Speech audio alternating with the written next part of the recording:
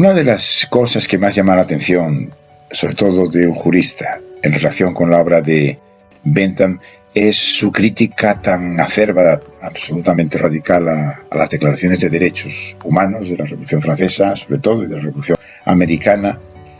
No es simplemente que dijera que se trataba de un disparate con zancos, el hablar de los derechos naturales, sino que incluso, y lo leo porque creo que merece la pena hacerlo, al final de esa crítica, en su libro de las falacias, dice nada más y nada menos que la Declaración de Derechos hizo suyas las expresiones relativas a los derechos humanos y con ello nos reveló su verdadero sentido en comentarios prácticos. Su uso de esas expresiones es ya un crimen moral, digno de ser declarado crimen legal por su abierta hostilidad a la paz pública.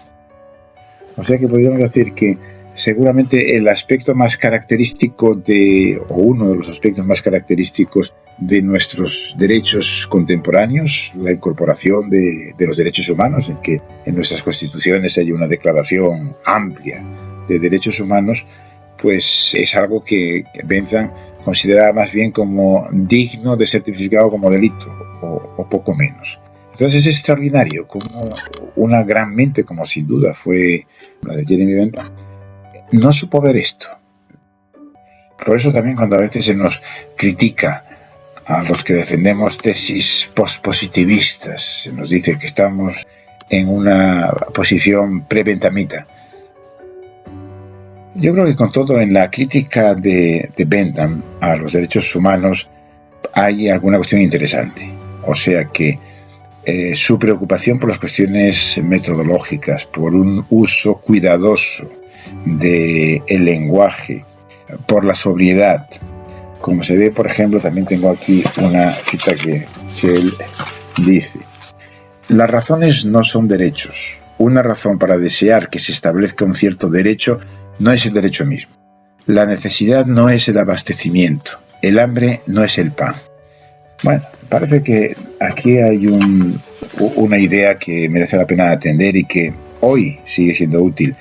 Hace poco discutíamos en nuestro seminario de Filosofía del Derecho en Alicante, ¿no?, sobre si se debería defender unos mínimos de derechos humanos o un máximo. Y claro, efectivamente, el máximo de los derechos humanos tiene el riesgo de identificar los derechos humanos con lo que sería el ideal de una vida buena. Y me parece que esto no es así. O sea que, y lo que viene a decir Bentham, darse cuenta de los límites del derecho con mayúscula y de los derechos con minúscula, que no todo puede ser construido, ¿no?, como un derecho. Me parece que esta es una idea que merece la pena tomar en cuenta. Y sin duda, Bentham fue un reformista. Bentham fue también un ilustrado de la época, un crítico del common law. Su concepción sobre el castigo, mirando hacia el futuro, la prevención, la reforma del delincuente, etc., tuvo un carácter manifiestamente progresista en la época. Lo mismo se podría decir de su distinción entre el ser y el deber ser, la teoría del derecho por un lado y la ciencia de la legislación por el otro. Pero diríamos que quizás la crítica que yo lo dirigiría a Bentham, y quienes de alguna manera piensan como él, siguen, digamos, esa estela de pensamiento, es un exceso por ver las discontinuidades, las separaciones, las distinciones, y no al mismo tiempo mostrar que pues también hay continuidad, ¿no?, por ejemplo, entre el ser y el deber ser, el derecho y la moral.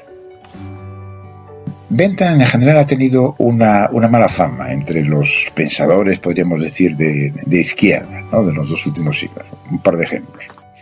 Para Marx, Bentham era la representación máxima de la ideología burguesa, del egoísmo burgués. Incluso en su crítica a los derechos humanos hace alguna referencia a Bentham en este sentido.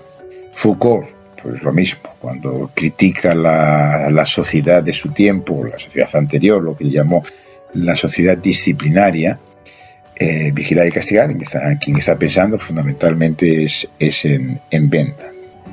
Pero creo que esto muestra también cierta incapacidad de ciertas perspectivas de izquierda de no entender la realidad y de no darse cuenta de que cambiar el mundo pues a veces significa tomarse ciertos esfuerzos, tomarse en serio ciertas cosas, como en parte hizo Bentham,